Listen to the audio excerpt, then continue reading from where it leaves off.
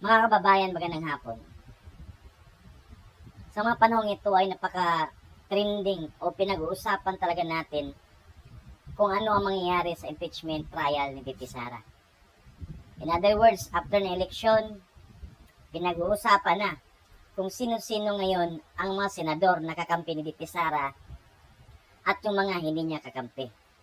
Kaya ngayon sa video ito ay ating himaymayin kung sino-sino ang posibleng magiging kakampi ni VP Sara sa kanyang impeachment trial. Okay? Okay? Okay ka ba ka dyan? Okay, here we go. Unang picture na pakita ko sa inyo. Ayan. Si Villar. Senator Villar. Ayan. What do you think, guys? Kakampi or hindi? Pero para sa akin, kakampi yan. Okay? Si Senator Villar. Okay? Next. Rapi Tulfo. Oh my goodness. No. Hindi natin kakampi yan. Okay? Hindi natin kakampi yan. Next photo. This one. Lauren Legarda. Sa akin, ano yan? 50-50, guys. 50-50. Okay?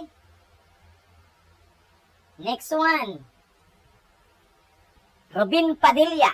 Sigurado. Atin yan. Okay? Atin si Senador Robin Hood Padilla.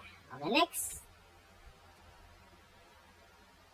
Alan Peter Cayetano. Sa atin yan. Okay. Next.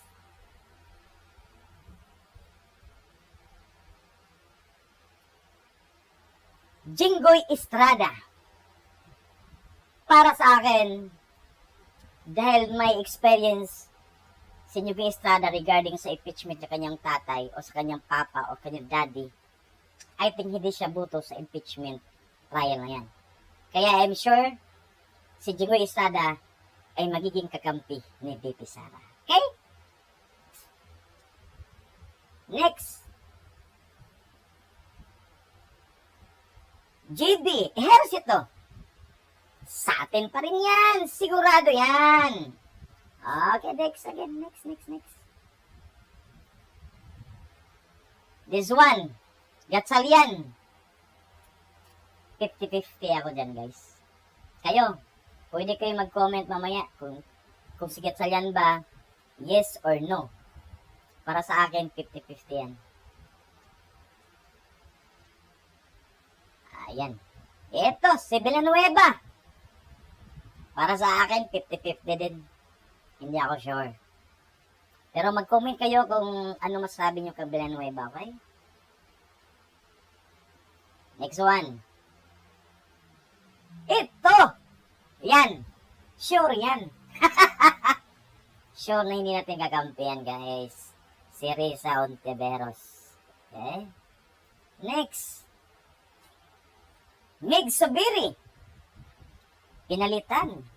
Tinanggal as SP. Mahinanakit ito. Kaya I'm sure kakampi natin to, guys. Sigurado yan. Next one. Chess Escudero. Hindi natin kakampihan. Sure yan. Sa admin yan. Next one.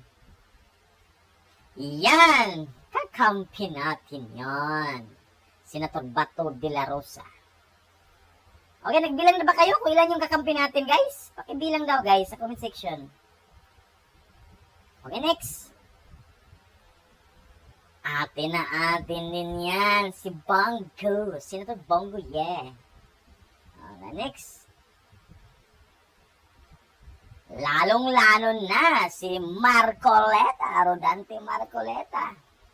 Dahil sabi niya, nakahanda na yung para sa impeachment VP Sara. In other words, ready na si Senador Marcoleta. Okay, next.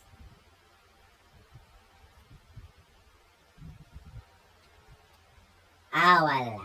Erwin Tulfo. Dati Duterte to, pero ngayon nasa, no? Kaya, sa admin yan. Sigurado yan. Next one. Ayan, si Pia Cayetano. Sa atin yan. Kapatid niya ni Alan Peter Cayetano. Sa atin yan. Sigurado yan. Di ba? Sa atin yan. Kaya mamaya, magbilang tayo kung sinong kakampi natin o tinili, ha? Okay?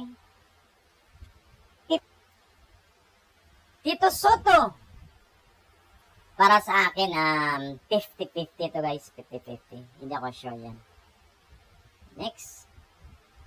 Ping Lacson. 50-50 din ako dyan guys. Hindi ako sure dyan. Camille Villar. Sa atin yan. Sigurado yan. Camille Villar. Sa atin yan. Hindi si BP yan eh. Next. Amy Marcos. Siyempre, sa atin yan. Sa atin yan. Okay? What do you think guys? Ilan na yung atin? At ilan naman yung sa admin? Okay. Mamaya natin kung ilan lang sila. Next one. Aquino.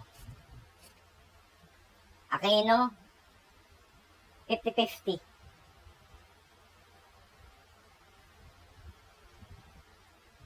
Kiko. 100% sa admin yan. Sigurado yan. Admin.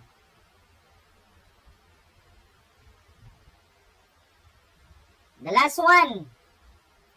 Lito Lapid. Siyempre, sa admin yan. Alyansa yan eh. Diba? Okay. Yan guys. So, himay-himayin natin ngayon ang ating sinabing posibleng kakampi ni BP Sara. Okay? Here we go. Simula kanina. Ang posibleng kakampi ni BP Sara ay si Dalawang Villar. Ayan. Senator Robin Padilla. Dalawang Cayetano. Si JB Ercito at Jinggoy Estrada. Ayan, dalawang magkapatid. Si Mig Zubiri. Senator Bato. Senator Bongo. Senator Marcoleta. Ayan. Camille Villar and Amy Marcos. So kung ating bibilangin guys, ang posibleng mag-vote no sa impeachment ni BP Sara ay 1, 2, 3, 4, 5, 6, 7, 8, 9, 10, 11, 12. Oh my God! 12 guys! 12! Sobra pa sa hininging 12. Tapos meron pang mga 50-50. Sino yung 50-50? Villanueva, Gatchalian, Soto, and Ping. Yung apat. Yung apat lang ba? Wait, check ko nga. Yung 50-50. 1, 2, 3, 4. Si Bam. 5. Posibleng 5. Kaya yun ang nakaka-dabis dyan guys. Titingnan natin kung ano mangyari sa impeachment trial ni BP. Pero anyways guys, mayroong haka-haka na pagdidibatihan pa daw kung ipagpapatuloy pa ba yung impeachment na yun kasi nasa 20th Congress na tayo eh.